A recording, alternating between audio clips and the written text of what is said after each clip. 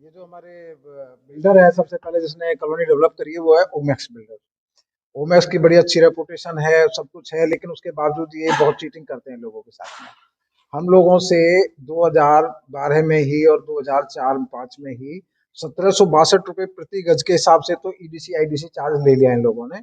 और जितने ओएचएचपी Omaxe happy Holmes Palwal के नाम से जो इन्होंने बिल्डिंग बनाई है, उनमें 100 रुपए पर स्क्वायर फीट के हिसाब से भी हमसे ईडीसी आईडीसी चार्ज दे रखा है।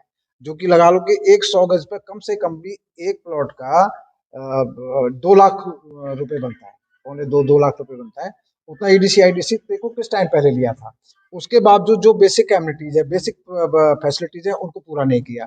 सीवर लाइन है वो बिल्कुल अधूरी डंप करके छोड़ी हुई है, जिसको कि सेक्टर 12 की मेन एसटीपी में मिलाना था, वो आज तक भी ऐसी पड़ी हुई है। मोटर से बूस्ट करके या तो खाली प्लॉट में यहाँ पे डाला जाता है, उससे पूरे परिसर में पॉल्यूशन फैलता है और साथ की कॉलोनियों में पॉल्यूशन फैलता है। मच्छरों का बहुत बड़ा प्रकोप होता है। तो हम आए थे अच्छे परिवेश में रहने के लिए, लेकिन उनके कारण हम बिल्कुल नरक का जीवन जी रहे हैं। तो ये तो बिल्डर की तरफ से कमी है कि उसने सीवर लाइन को पूरा नहीं किया। आज भी 4 इंची पाइप से मोटर द्वारा बूस्ट करके सीवर का पानी नाले में डाला, नाले में नहीं, रजवाहे में डाला जा रहा है। रजवाहा सिंचाई के लिए होता है और उसमें अनट्रीटेड वाटर डालना एक बहुत बड़ा ऑफेंस है। पता नहीं कहाँ प्रशासन है, कहाँ ये लोग हैं, क्या इनकी सेटिंग है, किस तरह से इतना गलत काम किया जा रहा है। दूसरी बात है कि इन लोगों ने जब लोगों से पूरा ईडीसी आईडीसी पहले वसूल लिया, उसके बावजूद आज तक बाउंड्री वाल क्यों नहीं बनाई इन्होंने। जगह जगह से बाउंड्री वाल टूटी पड़ी है, कुछ बनाई है, कुछ जगह फेंसिंग करी थी वो टूटी पड़ी है। उनको बार बार रिक्वेस्ट किया जा रहा है, अथॉरिटीज को भी किया जा रहा है, अर्बन लोकल बॉडीज को भी किया जा रहा है, सारी मिनिस्ट्रीज को भी किया जा रहा है, लेकिन ये गुमराह करते हैं। ये फिर भी उसको फैसिलिटीज को पूरा नहीं कर रहे हैं, जो कि बार बार कह रहा हूँ कि बार हमसे पहले से पैसे ले चुके हैं, उसके बावजूद वो फैसिलिटीज पूरी नहीं कर रहे। दूसरी बात है कि तीसरा है कि जो इंटरनल रोड्स थे, इंटरनल रोड्स को भी अभी तक इन्होंने छोड़ा हुआ था। अभी रिसेंटली उन पर काम चल रहा है।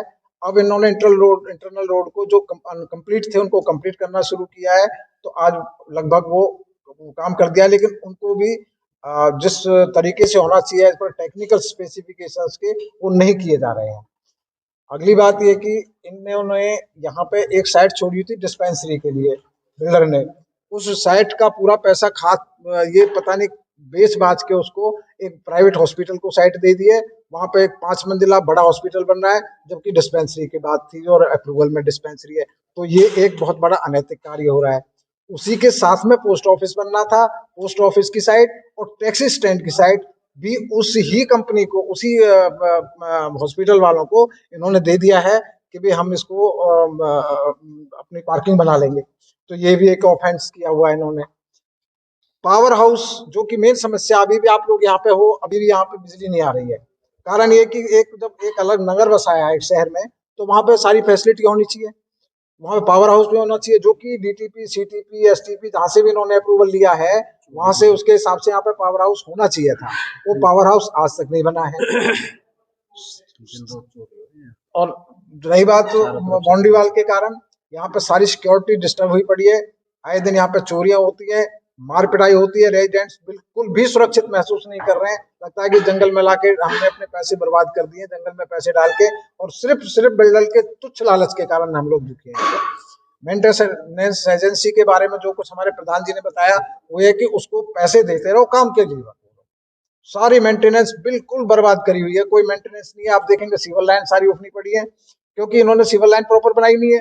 तो उसमें क्या है, बूस्ट कर करके पानी बाहर फेंकते हैं इलीगल तरीके से। अब वो इनकी मोटर खराब रहती है, कभी इनका वो पंप नहीं चलता, कभी मतलब इनको बिजली नहीं मिलती, कभी कुछ कभी कुछ, कभी खुदमक्कारी करते हैं। तो सारा सिस्टम डिस्टर्ब पड़ा है। शिक्षा के लिए कैसी व्यवस्था है? शिक्षा की व्यवस्था के लिए इन्होंने कोई सरकारी तो स्कूल है नहीं है, प्राइवेट स्कूल है।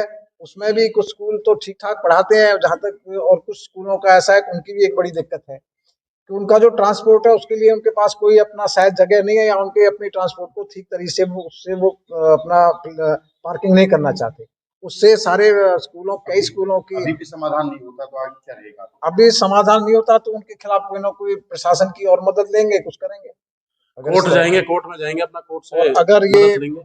ये अगर हमारी ये ओमैक्स भी है जिसको कि हमने पहले से पैसे दे रखे हैं, वो हमारे साथ अन्याय पे तुली हुई है, तो उसका भी समाधान आप जैसे सभी जागरूक लोगों की मदद लेकर, कुछ वकीलों की मदद लेकर हम जो भी हमें कहीं फैसिलिटी मिल सके ये करेंगे।